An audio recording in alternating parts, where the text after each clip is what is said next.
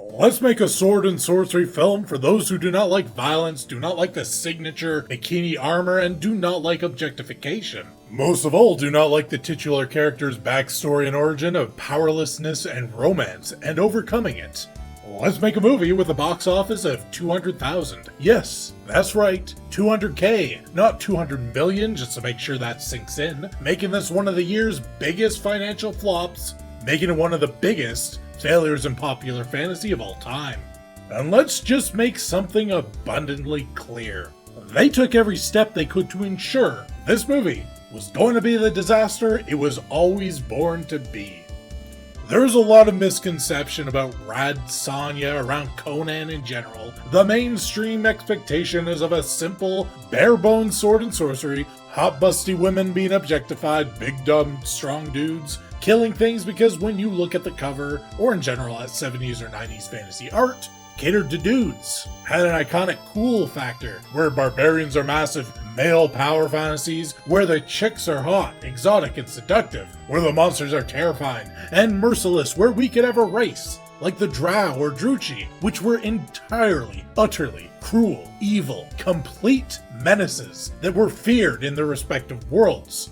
Sorcerers were often thin, vile beings with pacts to evil entities whose powers are strange and can bring armies to dust, enchant deadly beasts, bring the dead back, or charm and enslave entire cities.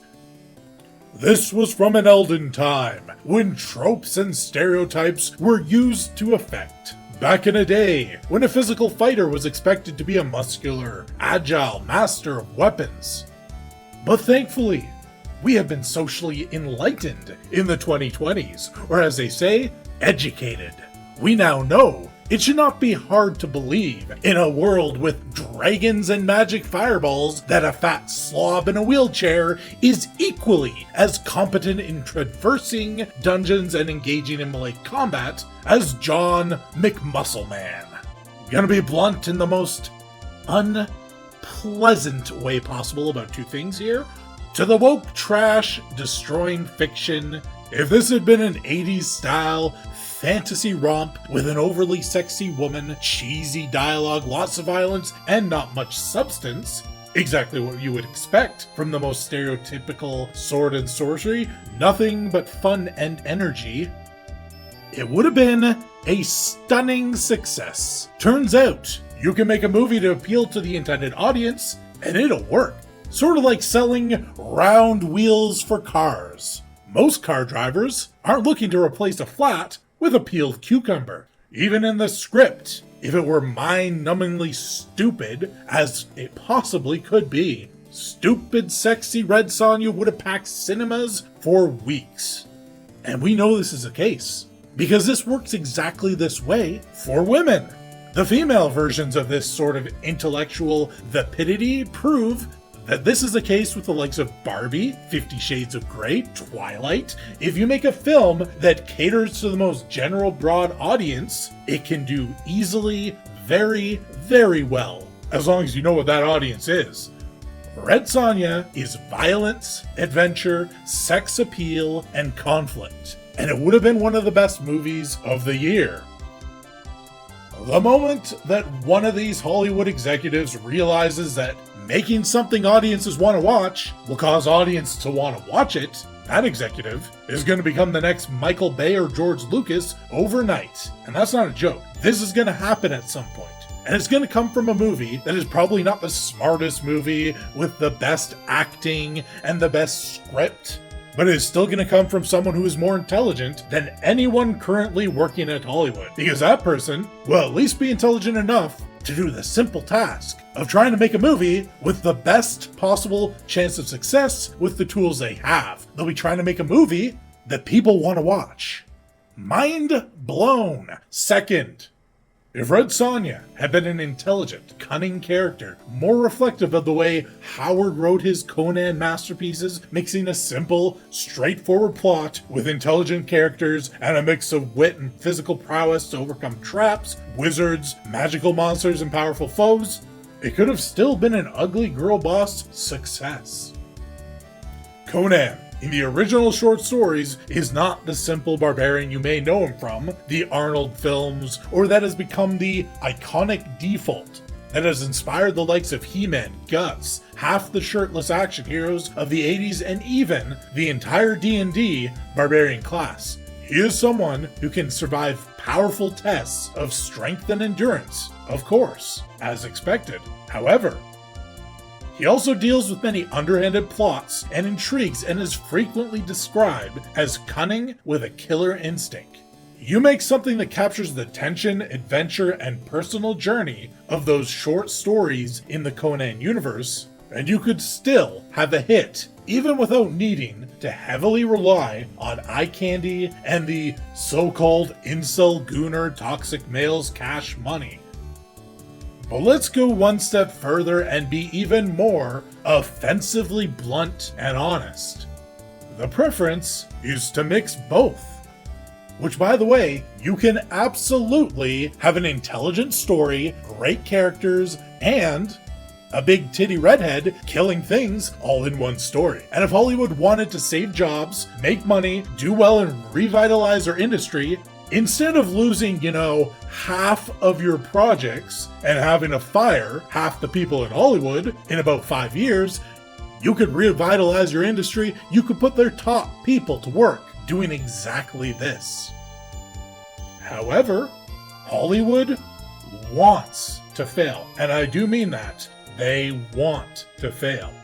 They want to put millions of people out of work. They want to drive their movie business overseas. They are fully aware of what will make them win and what will lose them money. They know what will get them profits. They know what will put asses in seats and what nobody wants to watch. And they have chosen to do the things that will lose them money, will lose them jobs. They would rather lose money and fail as an entire industry than rebound, if that rebound comes at the high price of making a product that the audience wants to pay to watch. And that is not an exaggeration. That is precisely how they think. Here's the thing. In an ideal Hollywood, you would need to be doing both. You would need to be competing at your absolute best on every single project to prove you deserve to be there. These are projects with people making 6, even 7-figure salaries. If they're going to be making money and having fame like the top 1% of the top 1% in the world, they should not be making stories and putting out films that are so awful. People would rather spend their time watching influencers or indie productions on YouTube. It's not unlike the gaming industry, where AAA studios are spending $100 million a game only to get bodied by indies and AA studios, by very small developers making simple games. Give us the option, even for free, between spending 2 hours watching a Hollywood movie or 2 hours listening to someone on YouTube go over the lore of the Conan world. That content creator is going to be far more entertaining. And the general entertainment behavior of the audiences is supporting this assertion. The Sydney Sweeney jeans ad proves this. They all knew all along that putting sexy, sultry women with great bodies in clothing commercials would make them more money than putting fat, ugly, obnoxious trolls in front of the customer. Advertising is an extremely lucrative industry. They're not stupid. They chose to lose money because that would earn them social credit score with the woke regime. And never forget this, they are choosing to do things they know will not succeed out of spite because they hate you and they hate the audience in general. Red Sonja is a movie that chose to lose money. They decided not to go with the easy win of busty, sexualized dame swinging a sword, and while they did take slight steps towards making her at least outwardly resemble the character, this was not an attempt to sell based on sex, and they made it very clear in their promotion of the film, this was going to be another anti-male, pro-feminism story, not catering to the male gaze, that would not be appealing to the male audience, or in other words, the only audience of anything Red Sonja related. They intended for it to fail. They hate the audience that would actually show up for a Red Sonja movie. And once again, when after that hypothetical imaginary modern audience that has never, did not, and will never show up, despite having all the stats to prove this was a guaranteed failure of a movie out the gate. With that obvious path to success intentionally cut off by themselves, they still technically had a path to victory. There was still a way for this movie to be a huge success. Writing an intelligent, thought-provoking, masterclass film where the acting and script drove audiences to seats. They could have won with that. But here's the problem. While they failed at the surface level sword and sorcery due to choice, they failed at the Conan level, Howard writing, and Lord of the Rings trilogy cinematography and effects due to talent. Simply put, they didn't want to do the thing that people of zero talent could reasonably have pulled off and coasted off the IP and skill of the original creators. But they also didn't have the talent to pull off the clever, insightful fantasy flick that also provides subtle commentary on real-world issues. Three paths to success have just been outlined, all three of which should have been achievable. All three of which were ignored. Because of this, like almost everything else Hollywood does these days, the movie is a catastrophic failure. This is a massive problem that none of these people seem to get. 9 of 10, if not more, modern Hollywood movies are full of terrible acting, ugly effects, awful scripts, directed by committee, choices, and a drive to put personal or political causes above art. And that's after all these people used the SAG-AFTRA strikes to purge the half of the projects that were even worse. This only makes their choices to avoid any form of fan service, simple things that fans are nearly always willing to love, all the more moronic. The battle against fan service is so incredibly stupid. Fan service is a cheap way to make something bad tolerable, and something great even better. Lord of the Rings trilogy is a great example. This movie is brilliant in every aspect. If this movie were made on a completely new, original fantasy IP, it would have still been an amazing trilogy. But they also have a great IP, and they made the movie full of fan service. They made it appeal to fans of Tolkien's work. No, not the busty babes kind of fan service before we get lost in the sauce, because unlike Red Sonja, that wouldn't exactly have been appropriate for The Lord of the Rings. The fan service we're talking about here is the lore and attention to detail that makes fans feel served. Hence the word fan service. It's a kind of pampering for people who love the IP. To this day, the Lord of the Rings trilogy is the greatest trilogy ever made. If it did not do a great job of capturing the lore, it would have still been a well-shot, fun movie. If it instead did a great job with the lore, but it was a bit lackluster in action and effects, it still would have been very interesting to big fans of the IP, of which there's a great many. But it managed to hit that rare spot where it did everything right, and it also provided the fan service. And this is what every movie should aim to do. Every movie should be trying to capture both sides. Conan franchise that is well made and also fully embraces every part of the world, yes, every part, even the so-called problematic parts that would get you banned in Soviet UK, it could easily hop up to being the best movies of the decade, without question. They're sitting on a gold mine and they're trying to extract radishes. Conan is one of the few established IPs that could compete in a fantasy world with Lord of the Rings. Unfortunately, since nobody wants to do it justice, most people are never going to realize just how good Conan is. Red Sonja, Conan, powerful, handsome men, sexy, deadly women, engaging in cool-looking fights with wizards and monsters as the sword and sorcery staple, but also capturing the intrigue, cunning, and personalities of these characters showing off that they can be both something that is enjoyed as a shallow action flick and a lore-heavy fantasy epic. They have the recipe for something absolutely legendary. So what is the problem? Are they so afraid of angering their activists and losing social credit score that they refuse to make anything with a whiff of so-called toxic masculinity or feminine attraction? Are their leadership positions just so packed with people who want to push this out of cult-like devotion to DI, or their own personal fetish mixed with therapy?